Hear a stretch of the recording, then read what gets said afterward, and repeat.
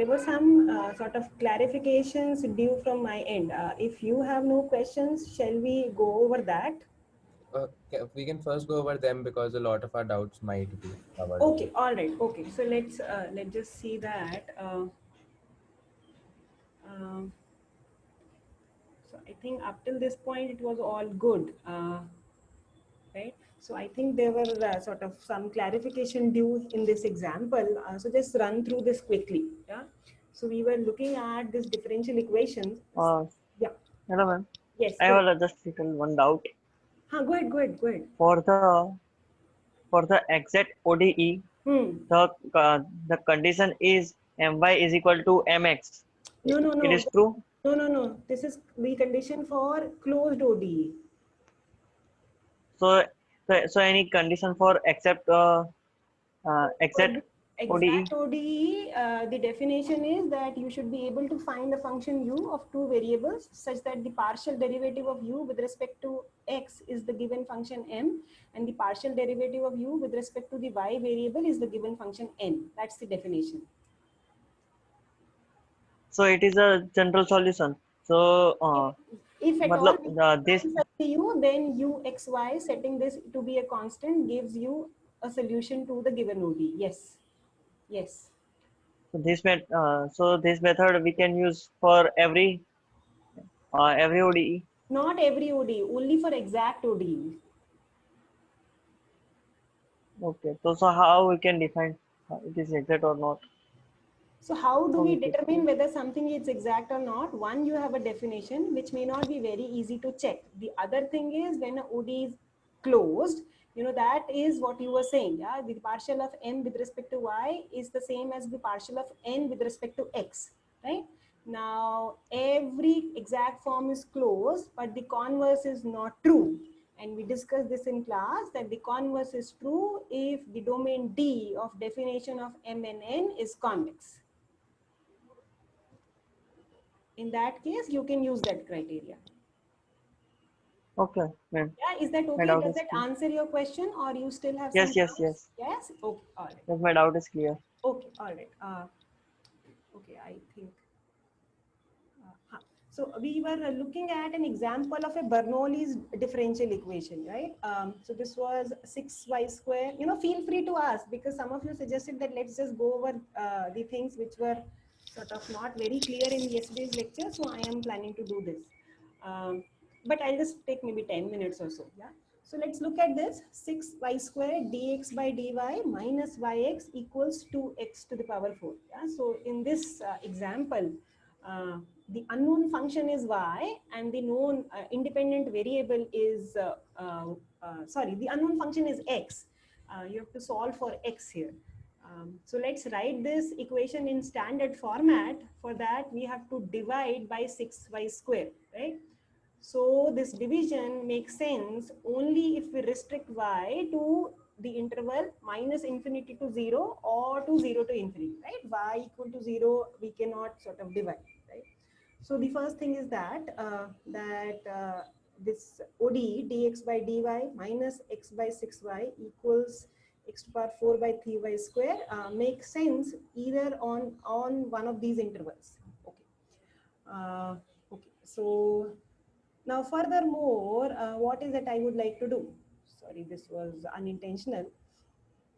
That suppose that if, you know, x is a non-trivial solution of the above ODE, we are interested in some non-trivial solutions, right?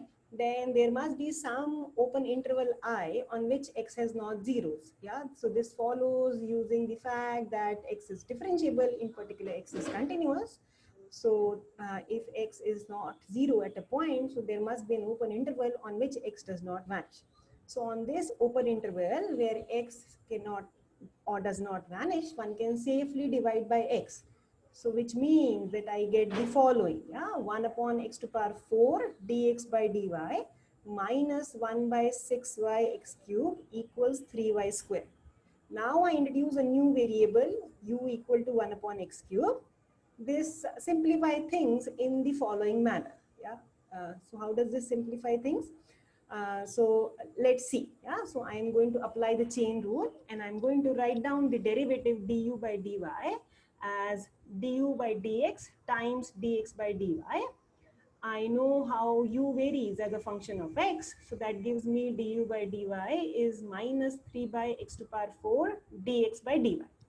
Correct? Is that okay? Is everybody with me? Yes, ma'am. Yes? Okay. All right. So let's just plug this in the given differential equation. What you get is the following. Minus 1 by 3 du by dy minus u by 6y equals 1 by 3 y square. Correct? Yes. Yes. So now you clear up these constants and negative signs, which means this is the same differential equation as the following. Du by dy plus u by 2y is minus of y square, right?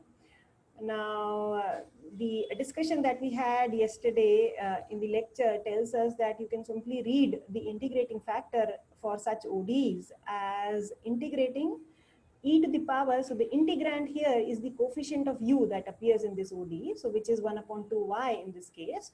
So what you get is square root of absolute value of y. Is that okay? Everybody with me up to this point? So the absolute value we can put because at 0 we are not even considering. Correct. So What's the there's no difference? problem. So there's no absolutely no problem, right? Okay. And now you multiply this ODE by the integrating factor, and I have not written this, but you must check that this ODE indeed turns out to be exact. And then need to investigate two cases separately if y is strictly positive, and the other cases if y is strictly negative, right? So let me just run through the calculations. If y is strictly positive, then this absolute value of y is same as y itself. So then that would mean that what we have is the following differential equation. Yeah. So d by dy of u square root of y is equal to minus of y minus 3 by 2. Correct? Is that okay? Yes. Yes. Is that a yes with everybody? Yes. Yes. Yes. Okay. All right. So then you sort of integrate, which means that you pick up a constant of integration. I'm denoting it by c. So which means that x cube is given by y by 2 plus c times square root of y, as long as y is strictly positive, right? And similarly, if y is strictly negative, you do a similar computation and you will end up with, if my calculation is right, the solution will be given as x cube equal to minus of y divided by 2 plus some other constant c prime, perhaps square root of minus y. Yeah, is that okay? Yes, ma'am. Yes, ma'am. Yeah, with everybody? Yeah, yeah. Thank you very much actually for raising this point. So this sort of is nice. It fixes the gaps in the argument, right? So is that okay? Any questions on this? What about the differentiability aspect that was brought up yesterday? Differentiability aspect of what? The solution, is it? Yes, ma'am. See, there's no problem because this solution is valid on the interval 0 to infinity, and the other solution is valid on the interval minus infinity to 0. Okay, so we are not trying to Correct. consider a mix I am of not both. claiming that there is one solution which is valid on the entire real line or something like Okay, that. yeah. Oh, yeah, then it makes sense. That is not the case here. Yes. Okay. Yes. So the sort of interval of validity of the solution is different. Yes, ma'am. Yes.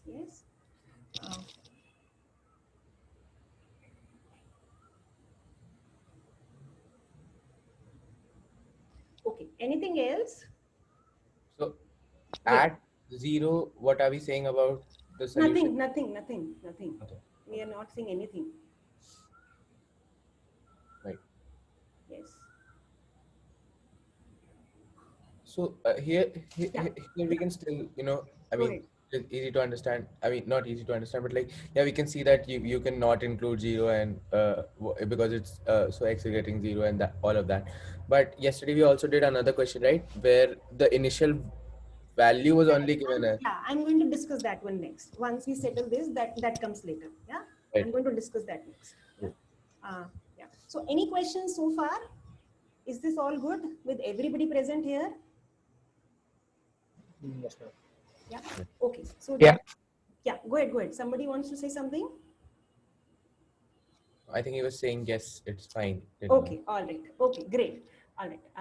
So let's raise the point which we had yesterday, right? So yesterday we were considering this initial value problem, dy by dx equal to y to the power 1 by 3 with the initial data y0 equal to 0. Yeah, so I've incorporated a change here. Let's look at the following initial value problem first. Dy by dx equal to y to the power 1 by 3, and the initial condition is y at x equal to 0 is y naught. Let's solve this first. Yeah. So everybody agrees this is a separable first order differential equation, and let me suppose for now that y naught is not 0. Correct? Now, if that is the case, then I will sort of, how do I justify this division by y? I say that much like before, that let's work with the solution y of this initial value problem, which is not identically 0. So then, by the continuity of the solution, there would be an interval on the real line where the solution will not take the value 0. So I am working on that interval. So on that interval, I can divide by y. So I can write this equation as y to the power minus 1 by 3 dy equal to dx. Is that okay? Yes. Yes? Okay. All right. So once I have separated the variables, which means y and its derivatives on one side and x and the functions of x on the other side, I can integrate. So which means I pick up a constant of integration c and I get that y equal to 2 by 3 x plus this constant of integration c and all of it to the power 3 by 2 gives a solution to this ODE. Correct? Right. Now the initial condition y at 0 equal to y naught tells me that I can compute this constant c. Now if my calculation is right, then this constant c is this, right? 3 by 2 y naught to the power 2 by 3. Is that correct? Correct, correct. Yeah, so if you plug this in this, the equation that I have upstairs, then this gives a solution of the given initial value problem. Right. Right? And now you just notice that this also continues to be a solution if y naught equal to 0. Is it? Yes. So if I plug in y naught equal to 0 in here, then what do I get? I will have y equal to 2 by 3x to the power 3 by 2. And you plug this in this ODE, then the initial condition is also satisfied and the ODE is also satisfied. Is that Right. correct? Is Yes. that correct? What was the issue we were running into yesterday where if y See, of 0? yesterday, what we were trying to do is, when you separate the variables, you divide by y, right? And the question raised was, how do we divide by y? This initial value problem actually takes the value 0 at x equal to 0. So, but then at 0, if we put y naught as 0, then same problem won't occur. No. So all I'm trying to say is, see, you first suppose that y naught is not equal to 0 and do this formal calculation, right? And then Right. you get a solution to this initial value problem. And then you notice by inspection that this continues to be a solution even if y naught equal to 0. See, right in the beginning, I need to sort of this Get away with it. Yes, that's fine. this is legitimate. I don't know if I hover my cursor here. Do you see that Yes, at your yes, end? Oh, you we do. do. Okay, all right. So this y minus 1 by 3 dy equal to dx, this is legitimate only on an interval where y does not assume the value 0. Right. So, but then when we say this is also solution if y not equal to 0, Right. that is like essentially saying that if y not equal to 0, even then we followed the same calculation process to get to the solution. No. It's just that, we had this function and we realized that, oh, look at it here. This is also a solution if y not equal to 0. Okay, right. So, one way of looking at this is this way, or, you sort of do this formal calculation. That's the sort of word used in this area, I am told, that you do this formal calculation without worrying about, whether it makes sense or not. And then you say that, look here, we have a solution to this initial value problem. Right. But I thought that this is sort of a more sort of logical way of produce sort of a logical progression of ideas. So I thought I'll put it like this. Let's suppose y naught is not equal to 0, and let's Right. solve this initial problem value problem. And you observe that this is also a solution if y not equal to 0. Right. So Yeah, even good. even I had, yesterday after the class, I had read something about this, and we were making a point yesterday that we can't integrate, or we have to be careful while integrating. Even there, like where I read on the sources, they said that while solving a differential equation, you just don't look at all the conditions initially. You just solve it, and then later you inspect at the points where it's going to behave. Correct. So so while integrating, we can just directly do it without like caring about whether it's going to be 0 or not. Is that what they're suggesting? See, I would suggest just be careful. Just be Okay. careful. Yeah, I would Right. suggest that. Right. Okay. So is this bit okay with everybody present here? I'm sorry, I sort of confused you yesterday, but now is that okay? Yes, ma'am. Is everybody with me? Yes. Yes? So, ma'am, does it mean that we don't look at the initial condition before? We just solve the differential equation and then we plug in the condition, See, whatever we are that is given? always the case, irrespective of this example, because initial condition is like you evaluate it at a point. So you integrate first and then plug in those values. That's always the case. Always. So, why was this a doubt like yesterday? So, so see, yesterday so I'll just say that again. Why I want to separate the variables, which means that I want to divide by this term y to the power 1 by 3. Yeah. So division by this term makes sense only if y does not assume the value 0. Correct? Yes. Yes, but if the initial data says that y at 0 equal to 0, then how do you justify that division? That was the question yesterday, Yes. right? Yeah. Right? Yeah. So is that okay? Okay. Yeah. Now I get. Yeah. Is that okay? Yeah. Yeah. Any more questions on this? Also, here also we all that discussion that the minus of this was also a function, and Correct. if I'm going to x. discuss that next. Yeah. So Okay. yeah, that's on the next slide. Right. Yeah.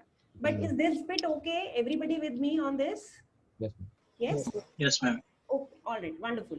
Okay, so now let's look at this initial value problem. So I have written y not equal to 0 here. So what we did on the previous slide tells us that y equal to 2x by 3 to the power 3 by 2 is a solution of this initial value problem. Right. Right? And now, you sort of play around with this and you put in, introduce a negative sign. That is also a solution. Y identically 0 is also a solution. In fact, you can do some more, in fact, if you look at these functions phi subscript a defined in the manner described here, so on the interval 0a, so a is open here, you define the function to be 0, and on the interval closed a to infinity, you define the function to be 2 by 3 x minus a to the power 3 by 2. You realize these also give solutions to the given initial value problem. Right. Right. So the point of discussing this example was to demonstrate to you, look here, we have an initial value problem which admits infinitely many solutions. Correct. Yeah, that's all. That's all.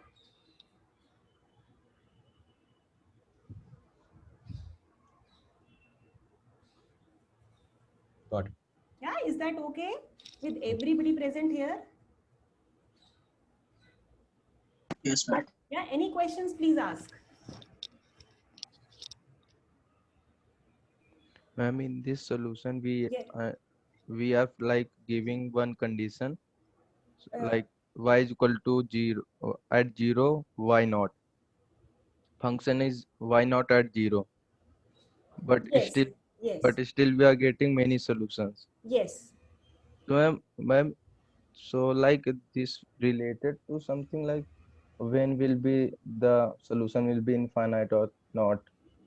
Right. So, we will address, towards the end of the class yesterday, we discussed the existence and uniqueness theorem, right?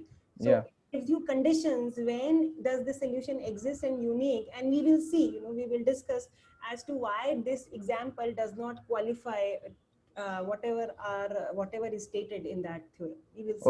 Okay, ma'am. Yeah. Thank you. But, feel free to explore on your own.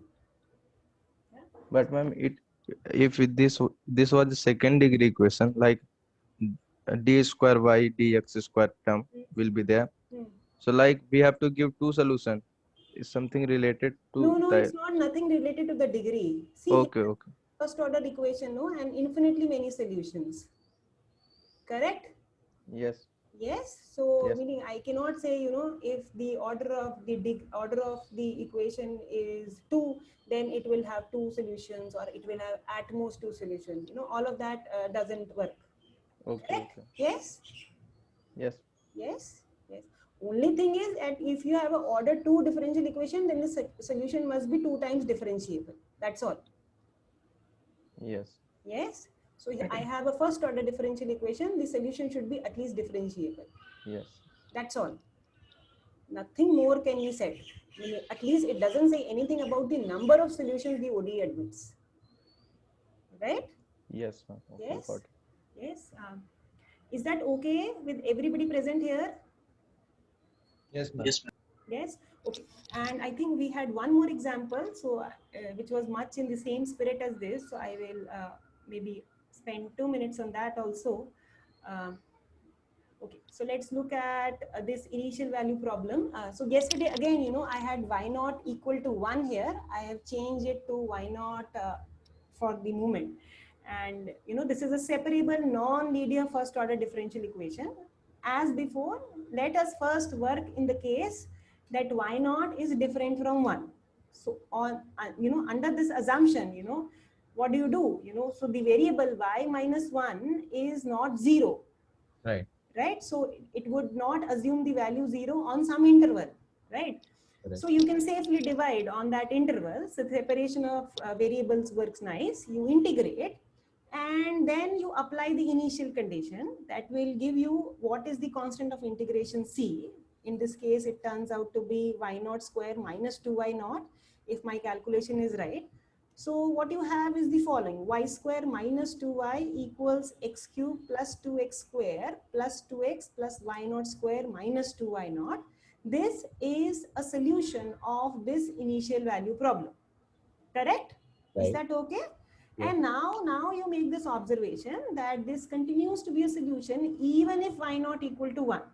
So if I plug in y naught equal to 1, this y square minus 2y equal to whatever on the right hand side satisfies this ODE and also the initial condition. So therefore this continues to be a solution even if y naught equal to 1, much like what we discussed in the previous example. No, in that it was satisfying, but here dy by dx would not satisfy, I think. Why? Isn't it because wait. Let's just do this quick computation. But just like the previous problem, even here we can like ignore, like even in the previous problem we divided by y, ignoring that even y naught could have been 0. So I am even working- here we can assume that like we can ignore y equal to 1 wala case and No, solve I'm not it. ignoring it. I am saying that let us work under this supposition first. We will worry about what happens to y naught equal to 1 little later. Okay. Yeah, that's all I'm trying to say. Okay. Yeah. So, but the question here is different, that this solution does not work at y naught equal to 1. I'd like to think so, because dy by dx isn't, so from the equation it won't come from the below equation y square minus 2y, it won't be infinity, whereas if you put y equal to 1 in dy by dx, then it will be infinity, right? Can you say that again? I didn't get your point. So right, so in the so if you put 0, 1 in the differential equation given to us, right, dy by dx equal to 3x square plus 4x plus 2 divided by 2y minus 2. Okay. There you will get dy by dx as not defined or infinite. Okay. Whereas if you calculate dy by dx from the equation that we have found out, you won't get it as infinite 1 by 0 form or 2 by 0 form. No, we will. No, you differentiate this. What will this be? 2y dy by dx minus 2 equal to 3x square plus 4x plus 2. Isn't No, it? but we can write it as y minus 1 whole square and then take an under root. So we got yesterday we got 1 plus something How do under. we write it y minus 1 square here? We add 1 on both sides and then it becomes y minus 1 whole square. So, I'll just write whatever you are saying. Huh? Yes, yes. Maybe I don't get your point. Give me a minute. Huh? I'll just copy this. Dy by dx equal to 3x square plus 4x2. Uh, so, equal to 3x square plus 4 4x plus plus 2 2 upon by 2 2 minus minus 2, right? Right? And what is the solution that we ended up with? Y square minus 2y. yeah, so y square minus 2y equal to, I don't know, yeah, let me just copy it. X cube plus 2x square plus 2x.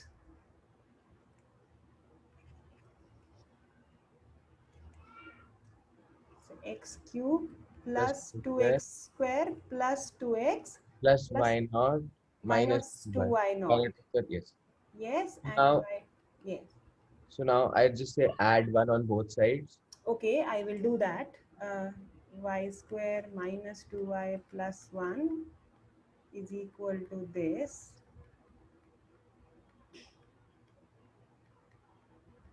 Okay, And this thing will become y minus 1 whole square, right? on the left, yes.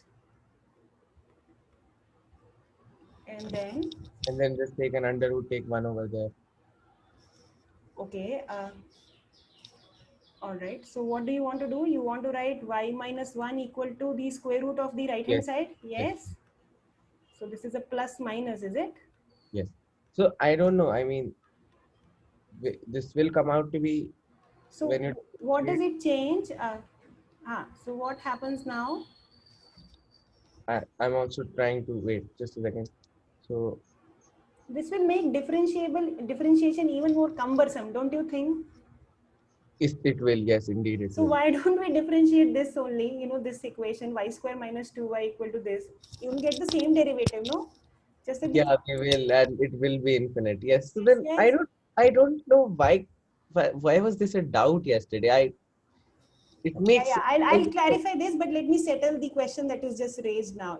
I'm so sorry when when you speak, I really don't see your name or anything who's speaking. So the first person, who maybe you can sort of introduce yourself, who was asking, about that this is not a solution at y0 equal to 0. If I take y not equal to 0, I'll just sort of settle that question and then answer your query. sure.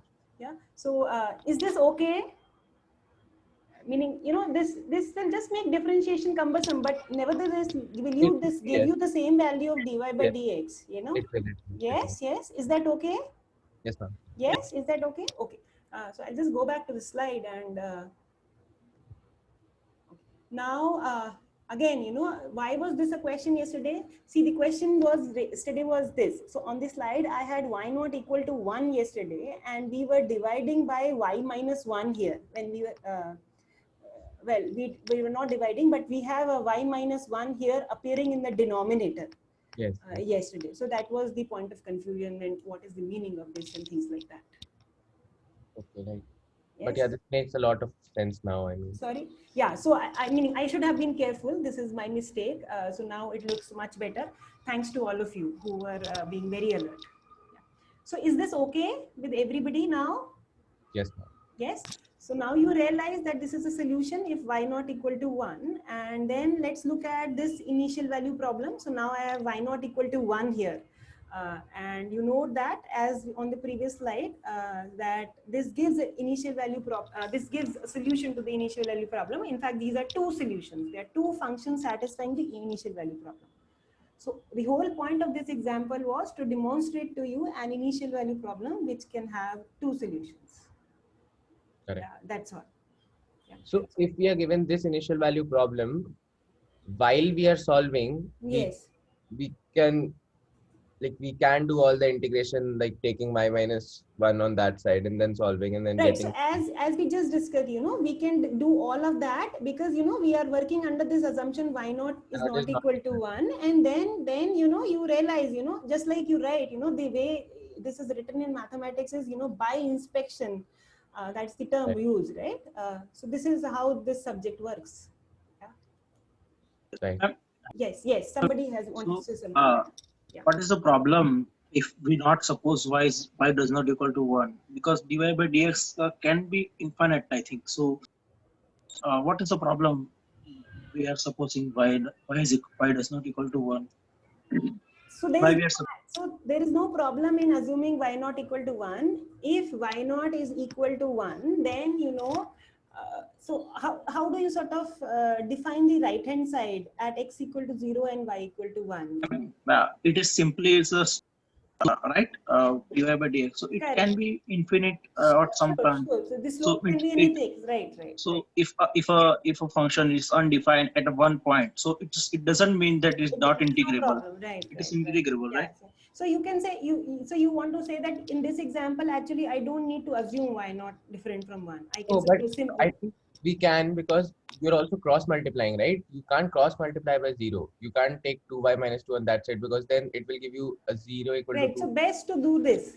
Yes, best to do this. Like, let's keep it mathematically well defined, and later, as you said, we can say by inspection it does come out to be a solution. See, Okay. yeah. So any proof that you present, it should be a logical progression of ideas. That's all, Exactly. right? So, like this And makes this is one way to do it. yes, this makes sense because Yeah. like you're removing that condition, then solving, and then later finding out that on that condition it also satisfies. Yeah.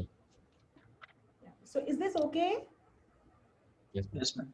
Yes, ma'am. So Okay. ma'am, Yes. while solving a question, Hmm. instead of integration, if I can like somehow I directly get a function which is actually satisfied. So can I write claim this is a function which satisfies the differential equation and then differentiate it and so See, some show that. superstar people can sort of come up with this second last line on this slide on their own. Meaning, ordinary mortals like me would need some So integration. not like this one. Of course. I would No, just Yeah, not this one, but there are some functions. Sometimes Yeah, it just happens you see it and you just things get. you stumble upon, but usually, meaning, at least the ordinary mortals would like to sort of see the integration. Yeah, that's how Sure. I would put it. That's fair. That's fair. Yeah, I would apologize again. I think I just confused you a lot yesterday. So this was the way to go about things. No, but I think it was for the good because if we wouldn't have pointed it out, it would have been just overlooked and later become a bigger problem. But now, Yeah. it's resolved. Let's see. Anyways, so anything else that you would like to answer, ask, comment, suggest? Yeah, can I ask one about the Sure. integrating factor that we were discussing? Yes. So there was, I don't exactly remember the statement, but we had said that this something about this is this OD is separable if my minus nx by n or nx minus my by m is only a function of x and y. Let me just sort of go back to that. Yeah. So this should be in the lecture. Yes, it's in the earlier parts. Yes. This. Over here. Yes. Yes. And exactly is a function of x alone. Then the above is a separable ODE, and we try to find u. That's fine. If it so if we find my minus nx by n and nx minus my by m, and both of them aren't function of y and x Correct. alone, Yes. then how do we go about solving it? Then how do we find because it won't be separable then, right? Right. So that you sort of that's a separate question. If that does not happen, then you have to investigate separately. But if it so happens that this my minus nx, whatever is in this parenthesis, turns out to be a function of x alone, then there is a standard methodology to proceed from this point. But my question is even if it is not separable, and let's say we say that we will get an integral form, right? Like integral of something as the integrating factor. Right. But you should be able to solve for mu here, right? Exactly. It's not always possible to solve an ODE, right? That's the whole point of this course. See, Right. this is mu. So mu, you need to solve for mu is the integrating factor. Correct. So I just say that let's say I don't solve for mu, and I just Okay. say mu is an integrating factor. It is in some terms of x and y, and I just put mu in the equation, like multiply by mu in the equation, right? Okay. And so then the ODE will become exact, Yes. and then somehow when I'm solving, I get a du by dx term only somewhere. Say that again. So the ODE become exact, and then what happens? So then I do the entire u of x comma y is equal to c. This u is the different function, right? So U is the solution of this exact equation 2, is what you're Yes, saying. U yes, equal to C. Okay. All yes, right. yes. And is there some way where without calculating u, I can just play on the partial derivatives and somehow get the answer, or that is not possible at all? Play on the partial derivatives of what? So as you can see, right, there is a term of u of y m and then u of x n. So So is you want there to say U or mu? mu, sorry, Mu. Huh. sorry for Correct. that. So mu of y and mu of x n. So that I can calculate without explicitly finding mu as well, right? See, if you don't know mu explicitly, then how do you solve 2? Or how do you solve this ODE? Meaning you need to know the equation, the problem at hand in order to solve it, right? See, the given problem is to solve the equation 1. Right. Now, in order to solve equation 1, you cook up the equation 2. Right. Now, without knowing mu, how do you solve 2? So that is what basically my question was, that I don't know mu exactly, but I know like d mu by dx I know, or some other information about mu we know implicitly. So then is there a way, or like I have to know mu to solve this equation always? See, Because like if you see the I have not encountered an example, per yeah, se, where exactly, one can do this without sort of knowing mu explicitly. So my answer to your question would be, I don't know. but it might be possible. Maybe, yeah, I don't know. I don't know. Okay. Yeah, I have not encountered any example per se.